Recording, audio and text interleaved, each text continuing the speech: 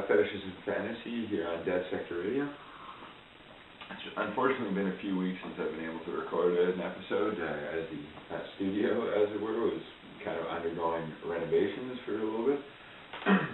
But in the interim, a lot of interesting things have been happening the world over, particularly in my backyard.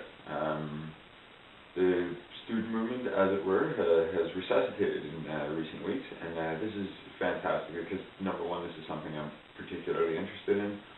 I was active within the student movement in 2011 and 12, and it obviously poses a lot of fantastically analytical points to jump into.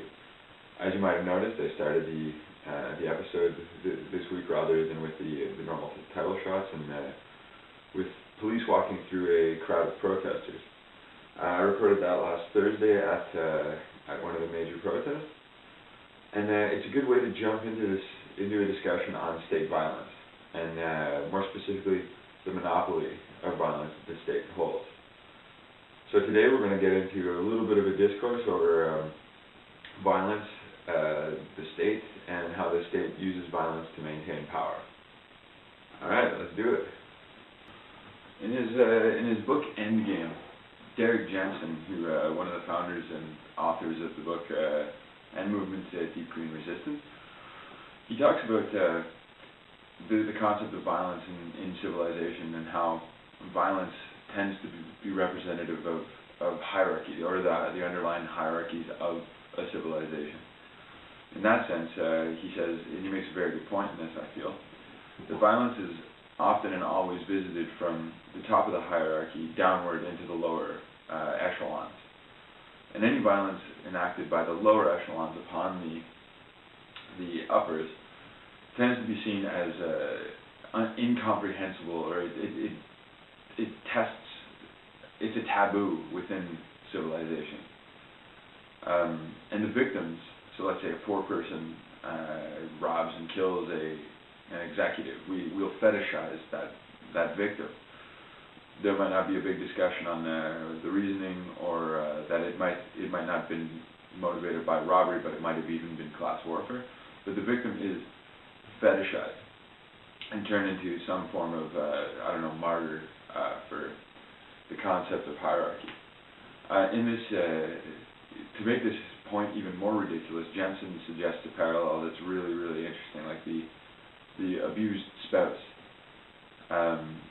If I were to ask many of you watching what you thought if a wife who had been beaten for many years by her husband and was suffering from abused person syndrome, was unable to leave, finally breaks and kills the abuser, would we then fetishize the husband? Probably not. That would be most of our answers. But this stands as a really good parallel into the way violence is visited.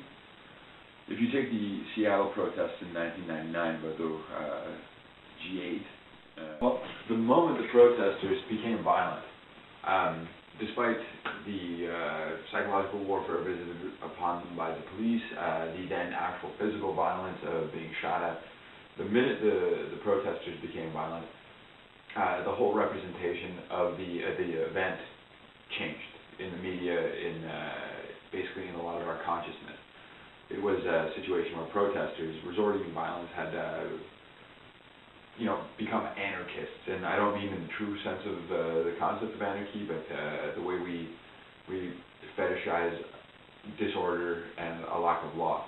And why was this? This was in the maintenance of the state's monopoly of violence.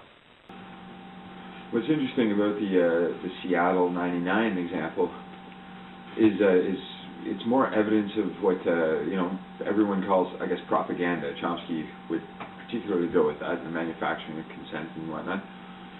But Foucault links this to Althusser's concept of repressive state apparatuses, in that this is the monopoly of knowledge.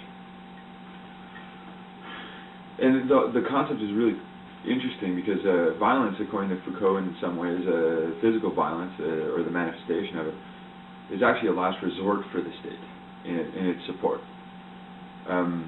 That a monopoly of knowledge and other surveillance being one, other aspects of authority, should actually maintain this hierarchical relationship before it escalates into violence.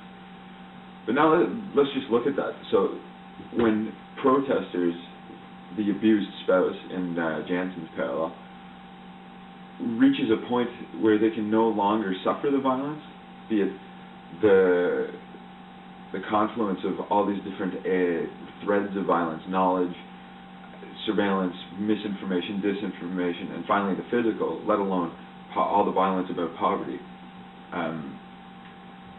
When the victim finally reaches a point of acting with violence, this is where it reinforces the monopoly of knowledge, unfortunately, and to the rest of us trapped within this repressive state apparatus, we see this as not a breach of the state's authority, we see it as a breach of the protesters' relationship with the state. And again, if we go back to Jensen's parallel of the abused spouse, very rarely, I think, would anyone say, to make a generalization, that the spouse killing her abuser after a long period of sustained psychological, emotional, and physical violence was in the wrong. Then why, of course, is it wrong for those oppressed to be violent against the state? This is the power of knowledge, or what Foucault would call power knowledge, in that power is maintained through knowledge and information.